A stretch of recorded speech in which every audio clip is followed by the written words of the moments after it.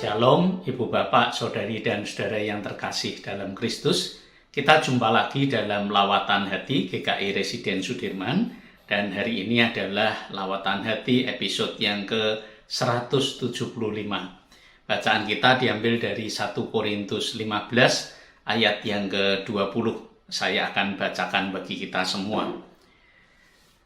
Tetapi yang benar ialah bahwa Kristus telah dibangkitkan dari antara orang mati sebagai yang sulung dari orang-orang yang telah meninggal. Sampai di situ kita membaca firman-Nya. Ibu bapak, saudari dan saudara, pada satu kali ada seorang pemuda datang kepada ayahnya dan berkata, "Ayah, mulai hari ini saya akan menjadi seorang ateis. Saya tidak mau lagi percaya kepada Tuhan karena semua yang ayah ceritakan mengenai Tuhan itu bagi saya sama sekali tidak masuk akal." Ayahnya dengan tenang berkata, "Jadi kamu tidak percaya Tuhan karena kamu menganggap semua itu tidak masuk akal." "Betul ayah, semua yang tidak masuk akal tidak pantas untuk saya percayai." Ayahnya kemudian mengatakan, "Kalau begitu, aku juga tidak mau percaya kepadamu." Anak itu kaget dan berkata, "Mengapa demikian, ayah?"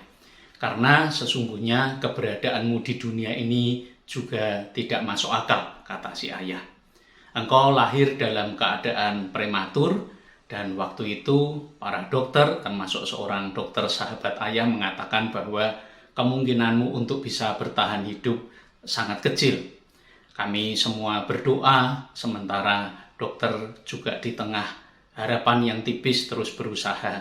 Dan akhirnya kamu selamat. Bahkan semua yang dikhawatirkan mengenai keadaan kesehatanmu, kemampuan berpikirmu, semua tidak terjadi. Engkau lahir dengan berat badan yang kecil, tapi kemudian bertumbuh dengan sehat."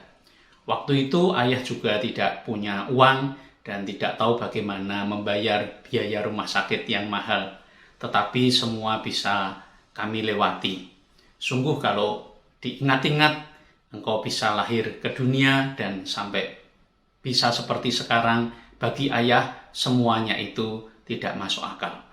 Si anak itu tertegun, lalu kemudian ayah itu menyambung, "Nak, tidak semua hal di dunia yang kita alami semuanya masuk akal. Tetapi tidak juga kita harus percaya hanya kepada hal-hal yang masuk di akal kita." Nah, ibu bapak, saudari dan saudara, Rasul Paulus menegaskan mengenai kebangkitan Kristus karena memang pada masa itu dan mungkin juga sampai sekarang masih banyak orang yang tidak percaya akan kebangkitannya. Dan bagi Rasul Paulus itu bukan hanya sekedar masuk akal atau tidak, tapi tentang bagaimana kita mau menerima keberadaan Allah yang memang tidak selalu bisa terjangkau oleh pikiran kita. Kebangkitan Kristus di satu sisi tidak pernah bisa kita jangkau sebagai sesuatu yang benar-benar masuk akal, kecuali kalau kita mau percaya akan kuasa Allah yang sanggup membangkitkan Dia. Kebangkitan Kristus meskipun tidak sepenuhnya masuk di akal kita, tetapi kebangkitan Kristus juga sekaligus menjadi dasar bagi iman kita.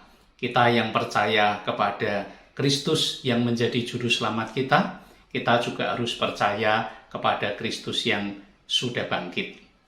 Ibu bapak, saudari dan saudara, tidak hanya itu, Rasul Paulus juga menegaskan bahwa kebangkitan Kristus merupakan yang sulung dari kebangkitan semua orang yang telah meninggal.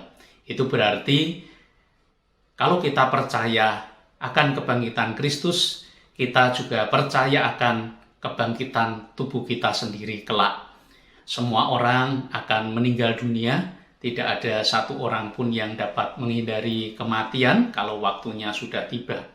Tetapi orang-orang yang percaya akan kebangkitan Kristus juga percaya akan kebangkitan tubuhnya. Karena itu tidak pernah merasa bahwa kematian itu akhir dari segala-galanya. Dia tidak pernah takut kalau suatu kali kematian itu datang karena kematian itu adalah pintu masuk menuju kebangkitan. Nah, Rasul Paulus mengatakan demikian juga supaya kita yang masih hidup juga menghargai kehidupan ini. Kristus yang bangkit adalah Kristus yang mencintai dan menghargai kehidupan.